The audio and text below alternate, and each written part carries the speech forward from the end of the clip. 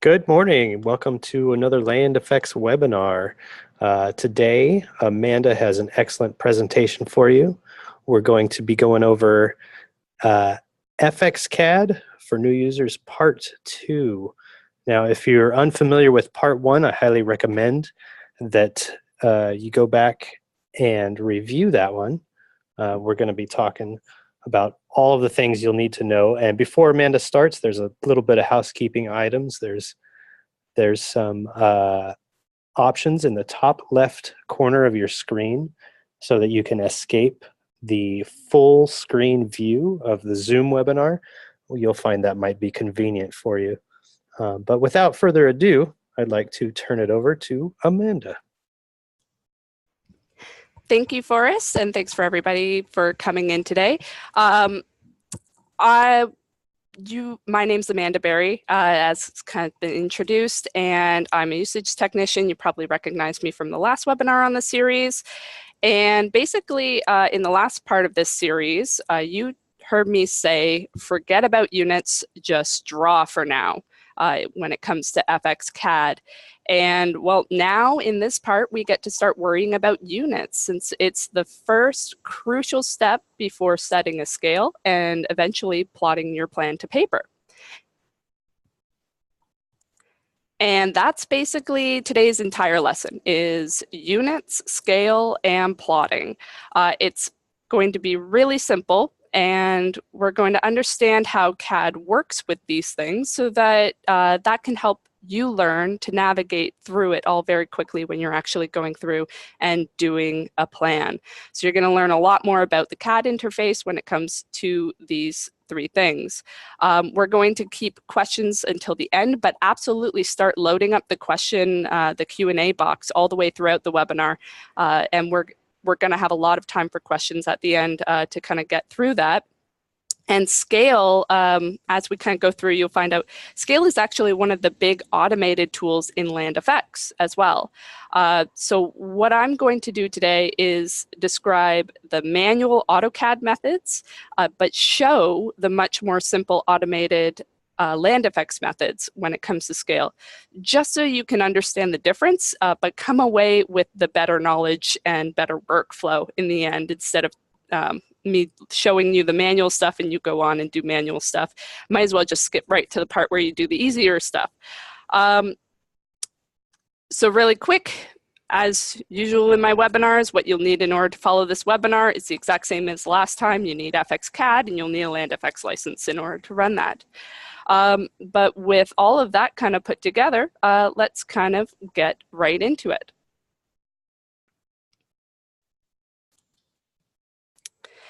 So I'm starting out today with a base plan of a house already, and you can follow the last webinar in order to get to a lot of the places where we're at right now, but it's very simple. It's mostly just the polylines where you would be drawing it with certain units, kind of going through that measurement, and we've got some blocks in here. Remember our selecting options. We've got some blocks. All of these are blocks. If you've already kind of dabbled a bit in, and looked at some of the videos on Land Effects, you'll notice that some of these blocks are actually smart blocks from Land Effects. But right now, for today's purposes, they're mostly just blocks. And what we're going to do is also look into things like this hatch, which use a bit of scale. But the very first thing we need to talk about is the units of this drawing before we can start to understand how to play with those units when it comes to scale.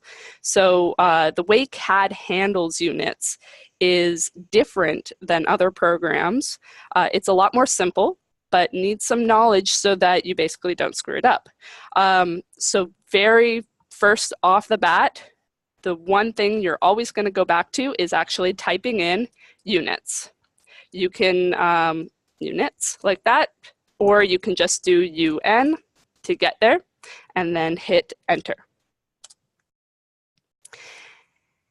And CAD, like many drawings, has a few ways that you can define your units in your drawing. There's a few options in here, but let's just point out the ones that actually matter for you. First, you're going to stick with one of mostly 5 different unit types. You're going to stick with decimal or architectural, depending on how you draw your plans. So with decimal only ever applies to meters, centimeters, millimeters, and feet. For the most part, for the purposes of a landscape architecture plan or a irrigation plan or an architecture plan. Those are the types of units you're going to need, and you're going to want to basically talk among your office, among local practitioners, maybe among the city officials who require plans to approve on what units your drawing actually needs to be in and shown in. For the most part, this drawing is actually done in meters, decimal meters. The other unit that you might do for imperial drawings is architectural, and architectural only ever really applies to inches up here. And you can kind of affect the precision here, and that the precision here affects how fine or precise your properties go down into. So we talked before about clicking on something and looking at properties, and it will show things like length. So this precision will affect how that length is shown and to what it will round up to. So these are just some things to think about. But one very important thing is that AutoCAD deals with the units differently than other programs. So if I just switch this from decimal meters to architectural inches, and I say OK here, nothing happens. And I'll show you what I mean by nothing happens. In some other programs like SketchUp, you might go along and think that, okay, well, the drawing must know now that I'm in architectural inches, so if I start drawing in inches, everything will be fine. It won't. So you want to, let's have a look at what it actually does. If I go and do a polyline, PL for polyline, remember, and we go and click that down, first point, and I have ortho on, I can turn that off with F8, just a little recap from last week or last month. And I type in 10. And I can even say inches here because my drawing units are in inches. And I say enter, it's going to draw a line 10 of the set units long. So AutoCAD mostly just works in units, almost like it's unitless, like we were working in the last plan, even when you specify units. So if I press escape here, this line is now 10 units long, and units happens to be set to inches. So the drawing thinks this line is 10 inches long. But you can see based on the context of the plan, that line certainly is not 10 inches, unless this is a house for ants. So something's a little mismatched here, and this is an important thing to learn about units. Basically, you can forget about standard scales when you're working in model space. In model space, which is where we are right now, and we were all of in our last webinar, everything is drawn in 1-to-1 scale. 1-to-1 scale means one unit equals one of the same unit. So it looks like this is how 1-to-1 is kind of shown. One colon, semicolon, 1-to-1, and that means like 1 foot equals 1 foot of, 1 foot drawn equals 1 foot in real life. So that's how model space is kind of drawn. And you can't simply switch between units. So when you're dealing with line work in CAD, you might come across a situation where you need to check that the units are correct, like in this case. So what I'm doing here is I'm just clicking on it and I'm looking at the length down in properties. And if I go back into units and I go to decimal and I switch that to say feet and I say, okay, nothing happened. And I click on this, it's still 10 units long, but now the drawing thinks it's feet. Well, that isn't really feet either.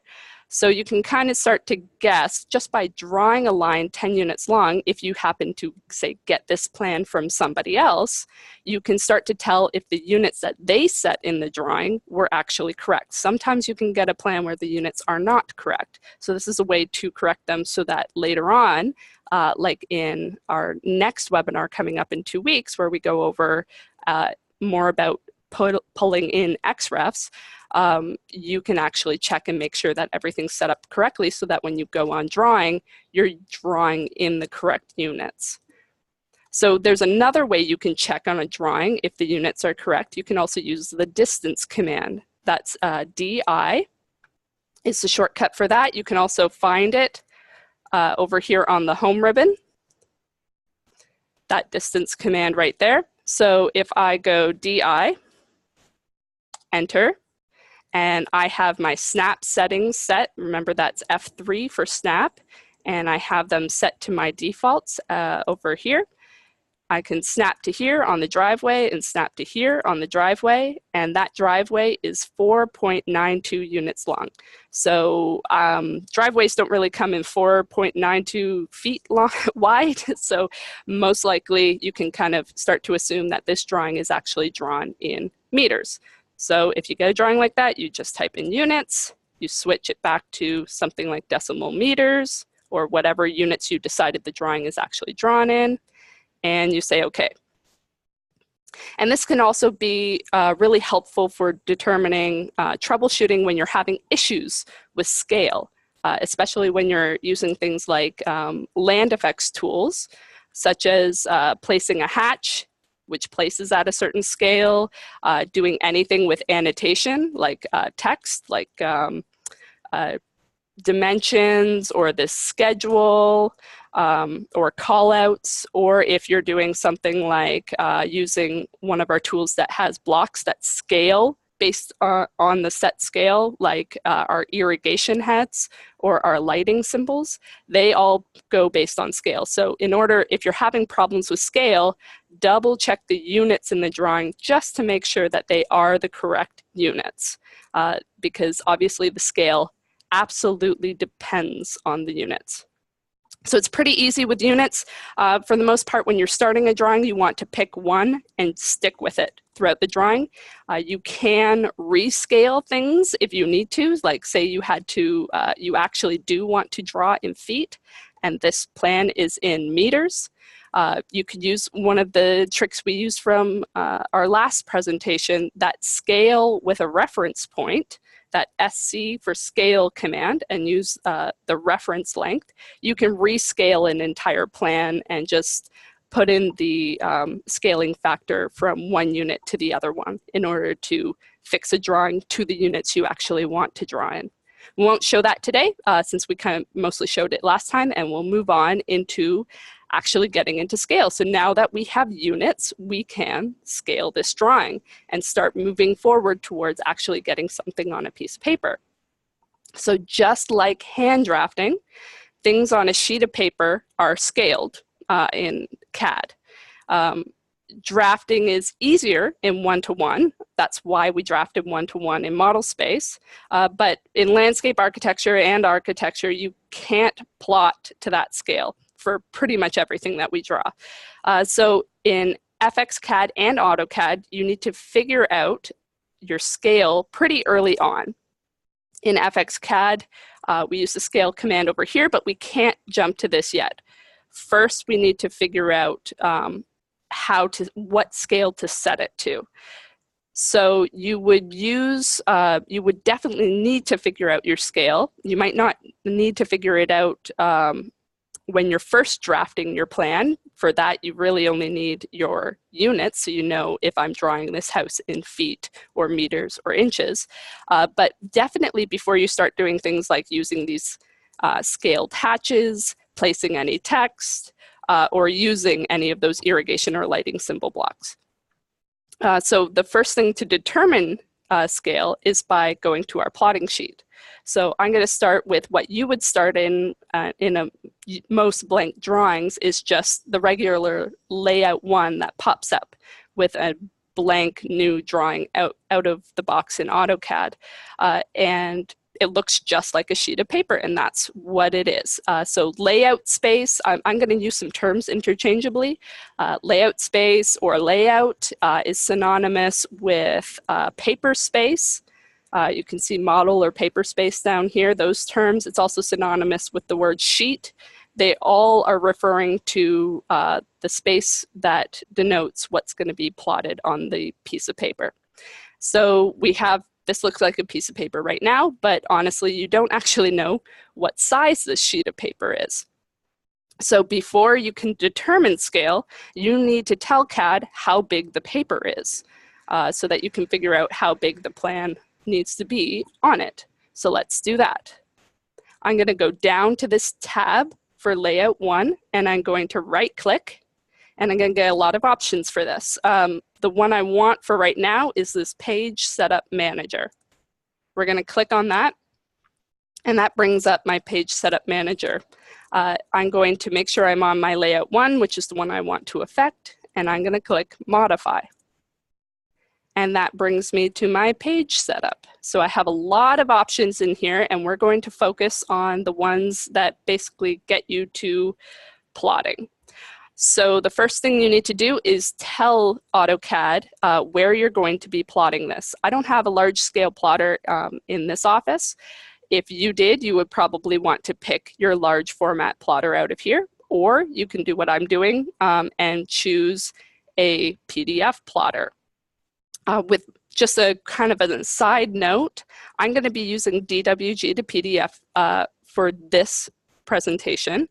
But with more complicated plans, once you start getting into bigger and better things, there are PDF plotter drivers out there. So search our website. I'll just show you where to go for that. If we go into landeffects.com and go to support and knowledge base, and just go down here and search for third party, there we go. Third-party PDF printers are recommendations. You can look at some of the options that we recommend in here. We've used quite a few, and they're really great for giving more options in this process to make it faster and also end up producing smaller PDF files. But for now, kind of out of the box, let's just use the one that comes with AutoCAD. For most simple plans, it works quite effectively. So I'm going to go here. And then you're going to need to choose the paper size. So I drop this down, and I have a lot of options in here that I can choose from. We have another webinar that kind of goes through how to add paper sizes into here if you need to do that. For today, we won't, but just so you know, you can just go to our website, go over to training resources, webinar recordings, and in here we have one for sheet setup, and that goes into setting up more customized sheets. But again, we're going for just some of the basics for right now. So I'm going to go to a 24 by 36 sheet, which is an ArcD size for me. And I'm going to click that, and it sets the page size here. For what to plot, you want to choose layout. I initially started out learning CAD choosing the window option. It really is not as effective. The layout option is much better for making sure that you're actually plotting the right size for everything and the right scale. So let's stick with layout. Offset you don't need to touch. Plot scale. This one's important. So with this plot scale, we have these units and these units. I'll explain what these are. So these are your paper units or your layout units, and these are your drawing units, or actually, the real units. So this is important because this is actually, instead of referring to the drawing units like it did before, it's actually referring to the units for the page size here in layout. So if I go into here, I only have two options, and that's basically metric or imperial, inches or millimeters. So I initially set up this page and it happened to go straight to inches because of the page size I chose, but I'm actually in a meters drawing or a metric drawing, so I want to choose millimeters here, and that's going to change a few things, including this. The important thing is you want to make sure you're choosing the right units for the units that you're using in your drawing, and then once that's done, you want to make sure this says 1 to 1, and that's the important part. It says 1 to 1,000 because I'm in meters, and this is millimeters. But if you're doing feet or decimal feet or architectural inches, you'll want this to say inches and say 1 to 1. So that's very, very important for making sure your scale that you set is correct. The next, and we're going to talk a little bit more about paper units in a second when we go more into the actual scale setting. But first, the last thing, almost the last thing that we need to set up in here is our plot style. So right now, by default, it's going to be set to none. We need to change that. So the plot style determines the thickness for the line work in your drawings. So if we kind of look over here, my plan, our CAD plan is using different colors like green and magenta and other index colors. Index colors always print black or print to the CTB file or STB file that you have set up here. For the most part, we recommend going with CTB file. That's all you need to know about that. But in what these CTB files do is they actually tell the drawing and the plotter what thickness to print each color. So this green and this green are actually going to print pretty thick, whereas some of these magenta lines are going to print a lot thinner than the green lines. And that gives you a good hierarchy of line weight, kind of like if you were hand drafting different thicknesses of your marker pen. That's exactly what it's doing. And for the most part, when you're starting out, especially with LandFX, you're going to want to just go with this lfx.ctb. And you can read up on what these do, but for now, just choose the LFX-CTB, and it's that simple. And if you want to kind of look more into it, you can click on this to edit that. I wouldn't edit it too much to begin with until you're more comfortable with CAD and look up on our documentation what this actually does and how you should edit it. But for the most part, you can see here, like the red color is going to print black, and it's going to print at that line weight. And as you go through, you can see they're all still black, but some of them print at different line thicknesses. So that's exactly what it's doing. So with that set, you do want to click Plot Transparency. That'll help you later on as you kind of go through your drawings, landscape or portrait, whatever you want. And then that's it. That's your page. It's set up. And now CAD knows what size your page is going to be. So let's click OK. And you can see it changed the page size here quite a bit from where it was before. I'm going to close this. And I'm going to go down here, and we're just going to delete this old viewport that was here before.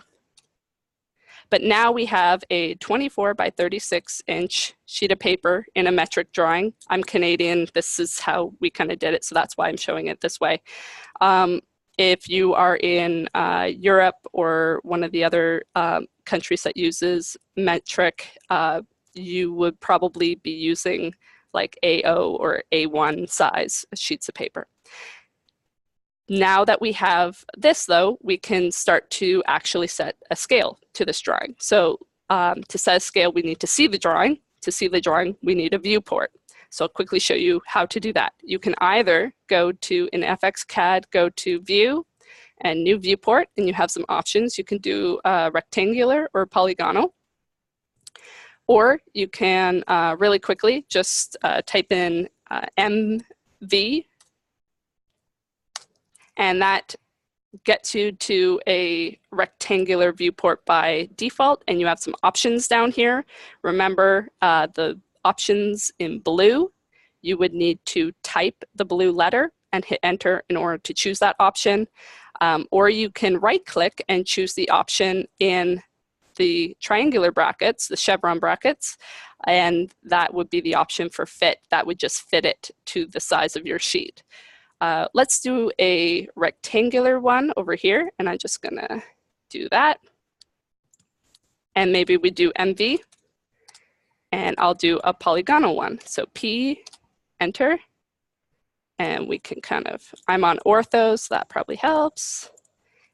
And with that snap tracking, I can line it right up and close it off. So that's what the polygonal does. If you want to maybe leave some extra space for a schedule on your paper space, you can use this polygonal tool. You can also clip a viewport afterwards using some of the tools. If we go and click on this viewport and look at our layout tools that pop up when you're in a layout, you can see you can clip the viewport and explore those tools as well. So with our viewport set, you can also, let's kind of go into scale. So remember those paper units versus drawing units thing that we kind of touched on before? Here's where it comes in. So you have a few options. You have some fast methods in the manual way, and I'm going to talk about the manual way first, and then I'm going to show you the land effects way, and you're going to end up sticking with the land effects way. So as I kind of click on this, let's click on the viewport. That's just a single click on the viewport. You'll see some options. Let's actually kind of back up and a little bit about orientation with viewports. If I press escape, I'm not selecting that viewport. There's two kind of terms that are important with viewports: an active viewport, or like being inside a viewport, or being outside a viewport and in paper space. So you can always tell where you are in relation to one of the viewports by going down to your kind of context bar down at the bottom here and seeing this paper option. If you don't see this, click on the 3 bars up here and choose paper space to be able to see that option over here. And if I double click, I activate this viewport, it becomes thick and I can see inside of it. Now I can zoom in and out inside this viewport and kind of pan and zoom and line things up. And you can see down here, this switched to model. So you can tell if you're in actually active in paper space or active in model space inside a viewport. I'm just double clicking outside and inside to activate it and deactivate it. And down here, that switches to relate. So if I deactivate it and I zoom in and out, I'm zooming in and out on the paper. Inside, I'm zooming in and out on the model. And you can lock this, which we'll do at the end. I can also then activate this one and zoom in and out on that one. So let's look at scale. The first thing for scale you're going to want to do is kind of center this kind of a little bit how you want it to appear. Maybe I just want to see the backyard on this plan. But if I click on it and look at properties, right now I'm at a custom scale. So if I were to print this out, nobody could use a scale ruler on it. So I want to set this to something a bit more appropriate to the to what people will be able to eventually scale it based on. So the manual way, if you're lucky, your scale is already in the standard dropdown. So if I go over here to standard scale and I click down, if you're lucky, your scale is already in here. For a lot of metric users who use meters, you're going to be unlucky. Your scale is not going to be in here because all of these are actually set to millimeters. I've actually set up some in here. You can kind of see, okay, you can cycle through and pick the one that works for you. If you're not lucky though, your standard scale is not going to be in here. And if you're an imperial user, let's just really quickly open up a plan and you can see what standard scales are in there. I'm just going to open up this drawing one. I'm going to make sure the units, yeah, this is an acad.dwt. If I go over into layout space and look at some of the standard scales over here, you can see there's more of those architectural inches scales, as well as I think some of these are set to more decimal feet scales. However, for they can only put in so many scales in here. These are standard with Autodesk, and those scales that come in each of these two drawings are determined based on the template that you start on. So before in our old presentation, we talked about starting from the ACAD ISO or the ACAD.DWT.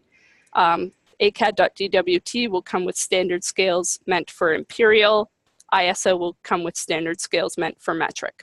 That's the difference there. That's how you, those scales will come into play.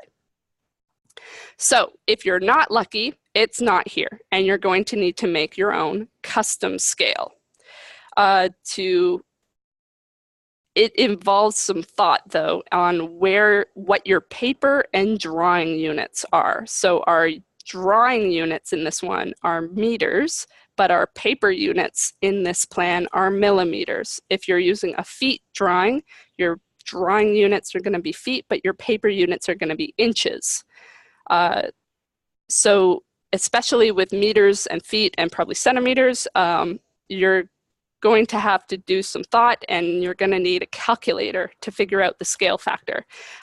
You would need to go to Scales, Scale List Edit, and you would basically need to go in here and add in your scale into here. And you're going to need to know the paper units, and you're going to need to know the drawing units. Let's look at, I'm not going to go through how to do this other than just show you some examples. If I go back here to our presentation.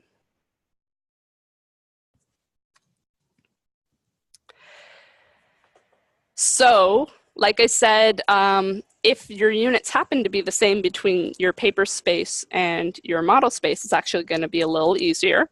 For instance, with inches, as you can see over with architectural inches at the bottom here. Or sorry, with decimal feet, it's a little bit easier. If you go over to decimal meters, though, it's actually 1 paper units equals 0.2, and here's the math over here for you to be able to kind of figure out how that conversion is working. Once you get into architectural inches, it gets really weird, especially if you're using fractions. So it can be easier, more simple, depending on what you need. But basically, I'm just showing you this so that you know exactly what you would need to go through and that you don't actually need to go through, because you can just use the land effect scale instead. So I'm going to escape out of here and go back. We're going to cancel. And I'm going to cancel out of here, and we're going to use land effects to scale this instead. So what I'm going to do is just double click to activate this. I'm going to go up to pretty much any of our ribbons and go to scale. And we're going to figure out what scale I need to put in here. So I have my standard metric scales, and we have standard imperial scales. So you can do 1 inch equals 20 feet, 1 inch equals 50 feet, 1/4 inch equals 1 foot, 1/8 inch equals 1 foot, whatever you want to do in here. So I'm going to choose my metric, and I'm going to choose any standard scale. Let's go with something like 1 to 100. And I'm going to make sure my drawing units here match the drawing units that I set before for the rest of my drawing, and I'm going to say OK. And land effects is, since I'm inside an active viewport, it's going to ask me if I want to scale that. I'm going to say yes, and it's going to scale that. And it's also added that scale to my standard scale list. So if I go into here, I can change this. Okay, that was a little bit too much, so I'm going to go to scale, and we're going to just go to something like maybe 1 to 50 and say OK and yes, and there we go. That's great, and I can scale this one as well to a completely different scale if I want to. Maybe I go 1 to 100 for this one. And do that. So you can start setting different scales in your drawing this way for you to be able to plot. You can then use things like, you can lock this display. So I'm just going to click on it. I'm going to go to display locked in my properties, and I'm going to say yes. And let's lock this one as well. I can also lock it by selecting it, right-clicking to get my right-click context menu, and then going display locked and yes. And now if I double-click inside them and I go in and out, that is locked. So if I pan, it's going to move paper space and not zoom in and out like it did before. So that's really handy when you're starting to actually put things into paper space. I can then do some things with land effects. I can go into my FX site. Let's go to site callouts and go some callouts over here. And I'm going to go to some scales, and I'm going to choose a metric scale and say OK. And I'm just going to kind of put that one over here. And it's going to know what scale I set. I'm going to just really quickly go into here and set my scale back to the 1 to 50 for the other one. If you do actually need 2 separate scales in a drawing, you should be using work areas. We won't go over that. That's more intermediate, but you can absolutely, if you need to start going into that, search for our webinar on that. And let's go to callouts, north scale, choose a different one.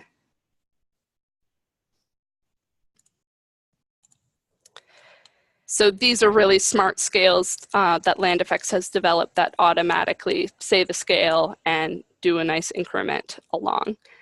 And now that I have a scale set, I can start doing some other things as well. I can start placing some text. So let's, in paper space, I can place some text using our FX site. Let's kind of talk about placing text with scale manually in AutoCAD and with Land Effects. So if I were to just use the text command or even mtext command, and I specify my corner and I start typing, it's actually going to come out really, really tiny. And mtext is the regular AutoCAD command. It doesn't actually automatically scale anything. So I would need to click on this text, probably figure out how big I want this text to be. I would go down here to text height and probably change this a little bit, maybe 5, something like that. And I'm really at this point guessing. There is kind of a manual way to figure out exactly what size it needs to be on here for different point sizes. But you can also just use Land Effects text instead. And our Land Effects text over here on FX site under text is set into a text manager where you can choose different styles, and it's all based on point size because we've already established our scale here. So all we really care about is how big the actual text is. So we decided on point size since a lot of people know how big just in general, a 16-point size text is. So I can go to, say, something like Swiss 721 Roman 12-point, and we'll do an M text, and I'll kind of, oops, let's go back to there, M text.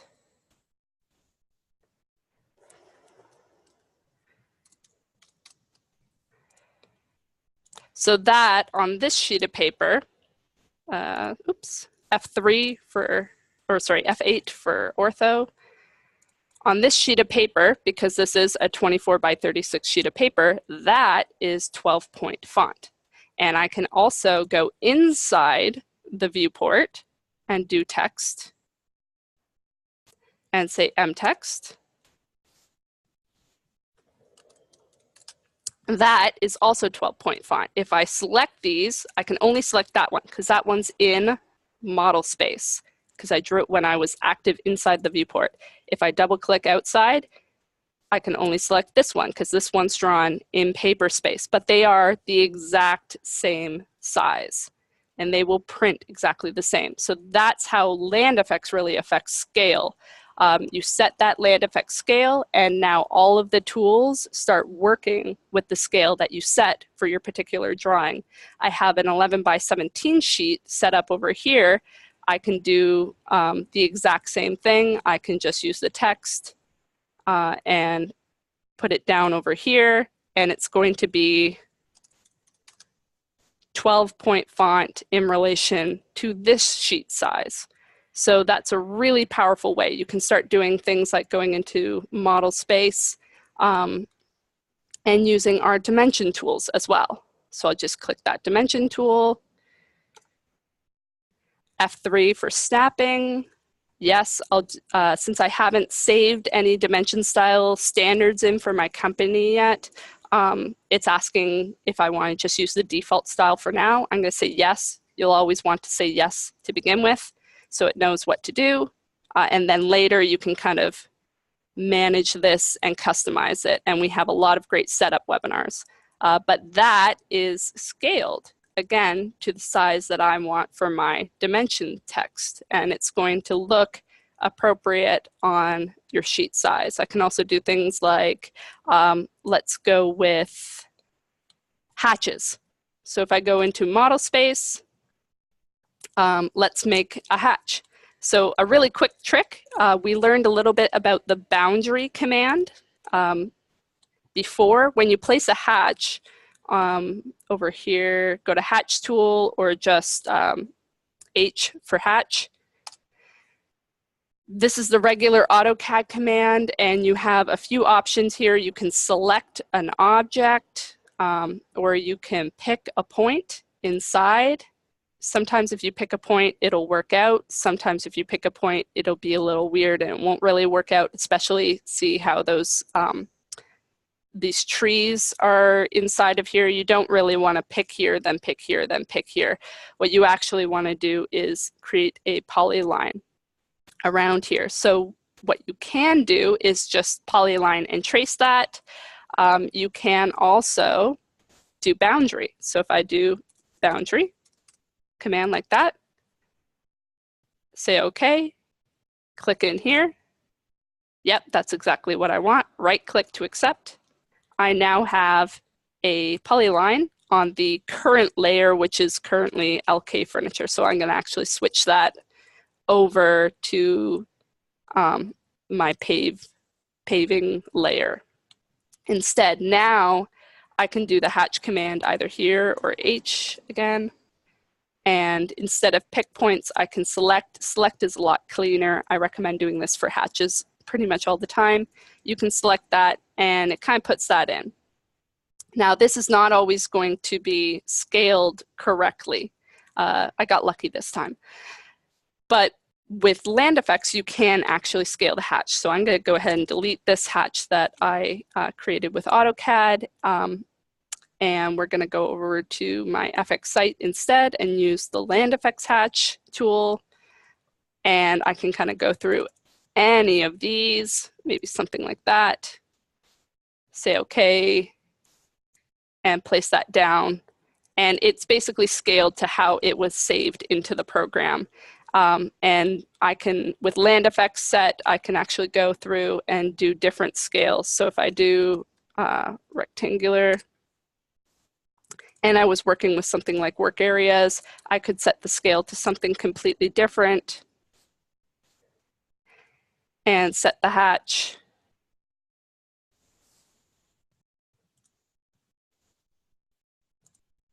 And it's going to resize based on how that's going to look on a sheet of paper. But if we go to our sheet of paper and we look at those two side by side, here and here look exactly the same.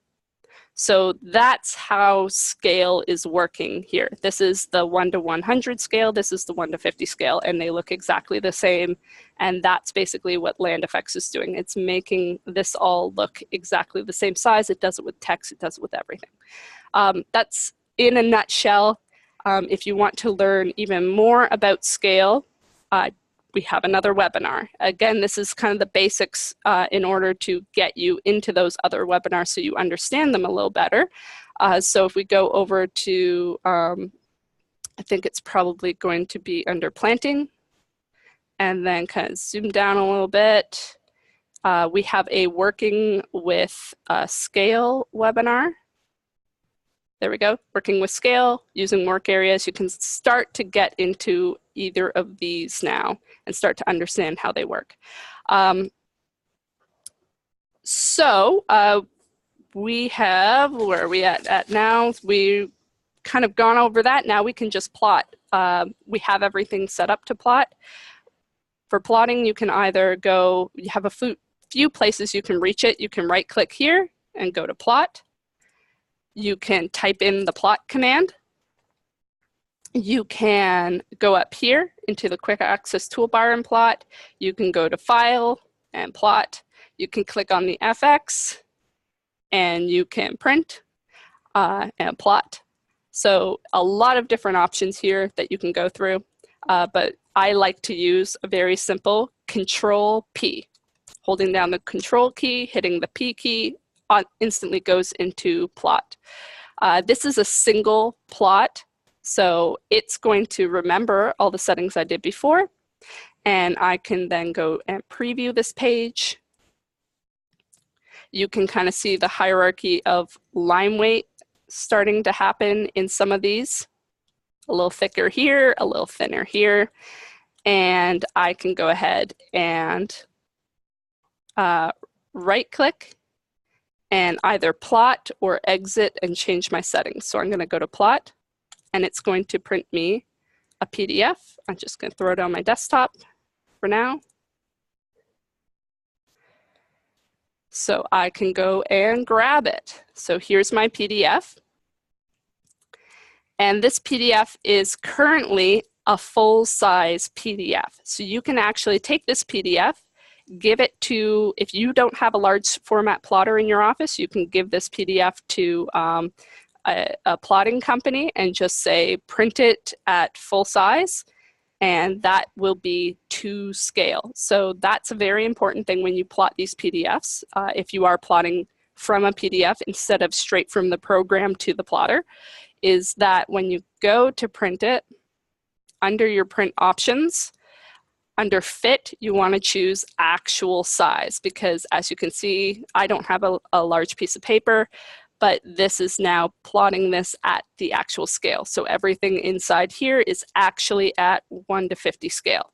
And that way you can make sure that when you go and try and scale it with the scale ruler, maybe using this as what you put trace overlay on in order to kind of work up your concept, that everything is actually to scale. If you choose fit, obviously the scale is going to be completely off. Even if it looks very close, it is going to be off, and you want to be accurate.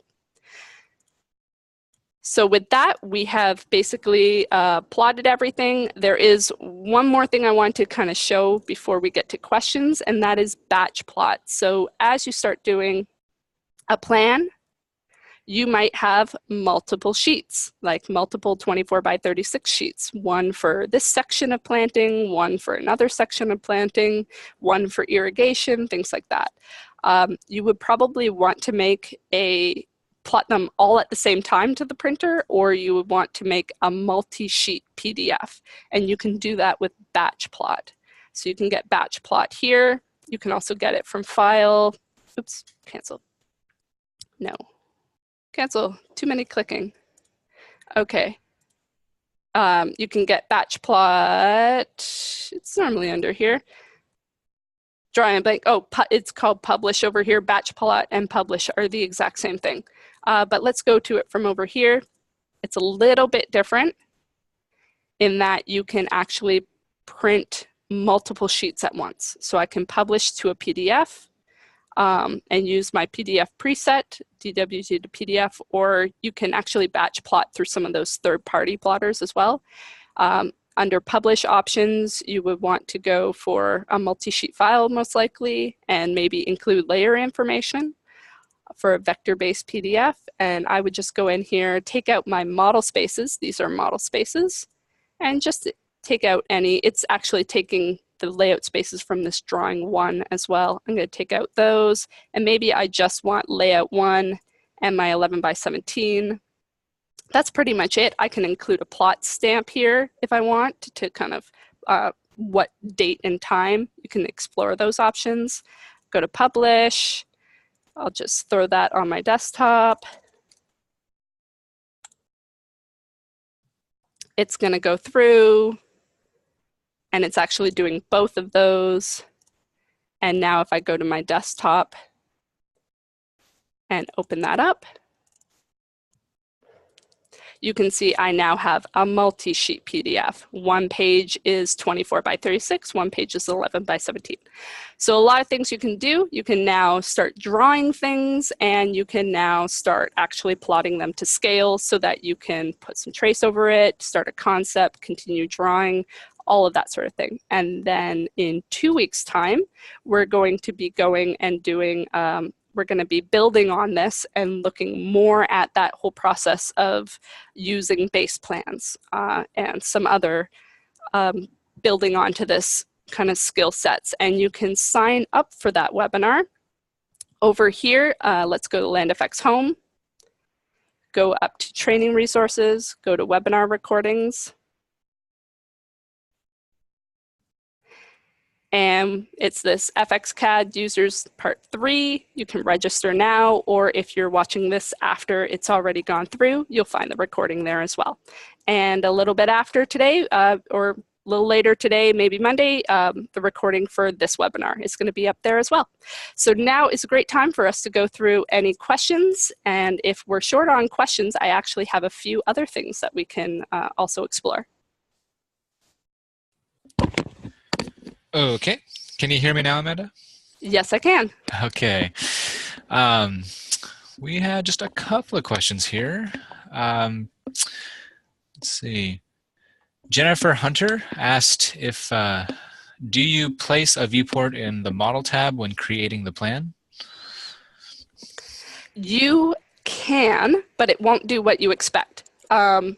So there is a way, I would even put it in an advanced process as opposed to even an intermediate or beginner process.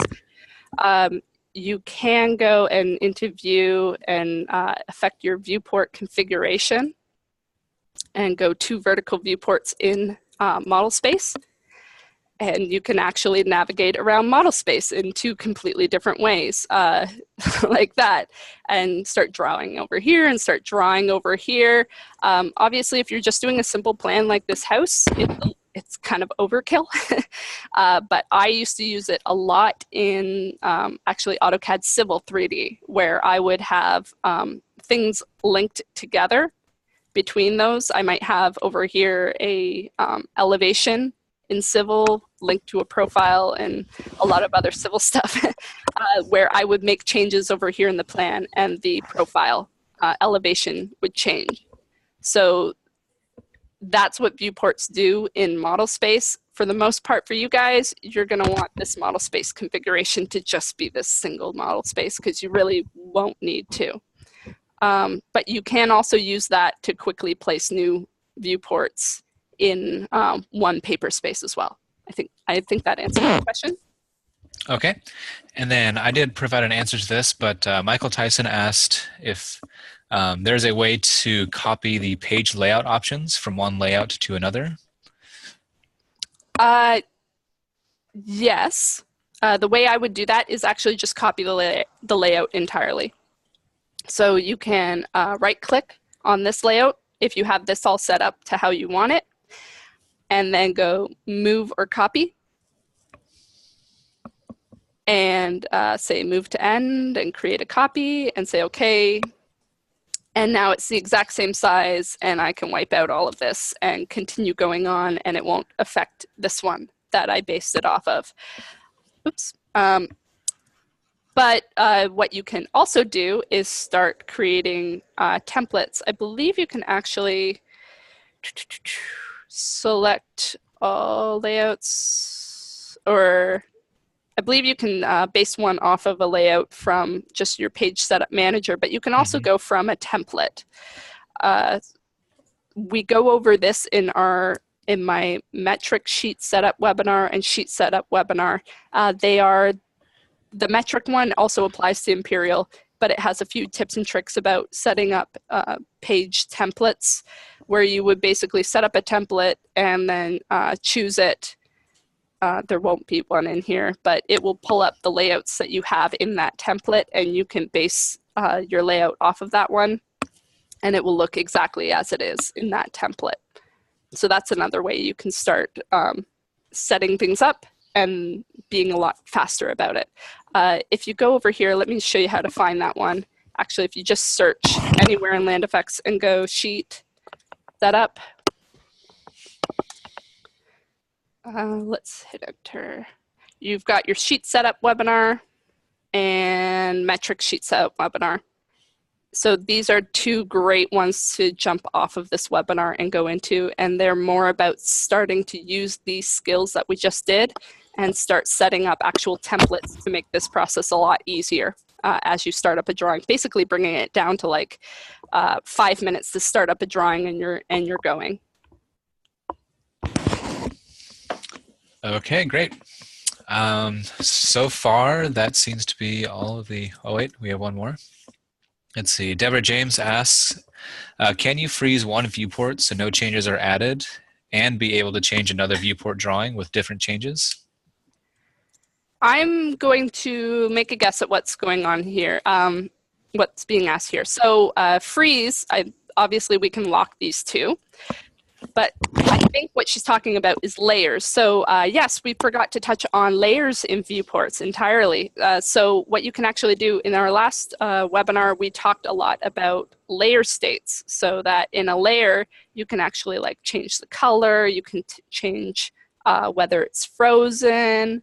Let's see what that one's affecting. So I can freeze that layer or change that layer to be green instead. All of that. You can actually do that in viewport settings as well. And those are going to be specific between one viewport to the next.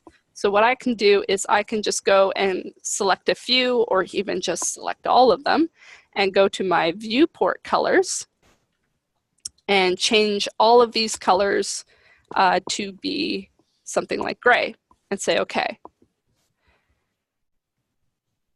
And oh, I was outside of the viewport. That's what happens when you're outside of the viewport and you try and do exactly what I just tried to do. So undo, that was Control Z, undo, there we go, we're back.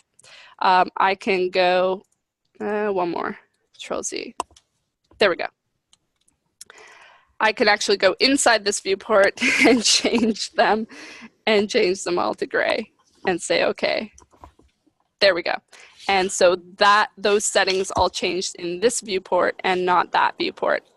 If you are active inside a viewport, you can also, under the home ribbon, freeze. I can freeze certain layers, and they will freeze in this viewport only and not that viewport. And you can actually see those settings under VP freeze over here.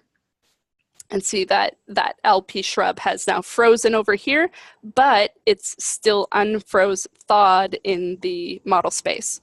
So it will appear anywhere where it's not viewport frozen, and it will not appear in this one.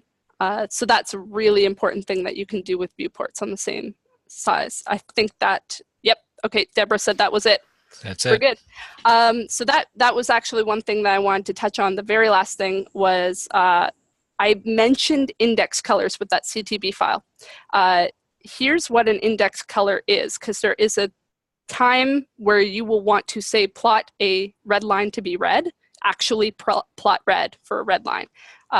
If I click on here, and I have all of my colors, index colors are here. So all 255 of these colors are attached to your CTB file and will plot in different ways based on that CTB file. If you want something to actually print red, go to true color, set it to a true color, set it over here, and basically you're going to go until you get a 3-number color separated with commas and say okay, and that will print red. It will ignore your CTB file. So that's pretty much all I wanted to cover today. I thank you everybody for coming, and be sure to come to the next one and send us any questions that you have along the way, and happy CADing.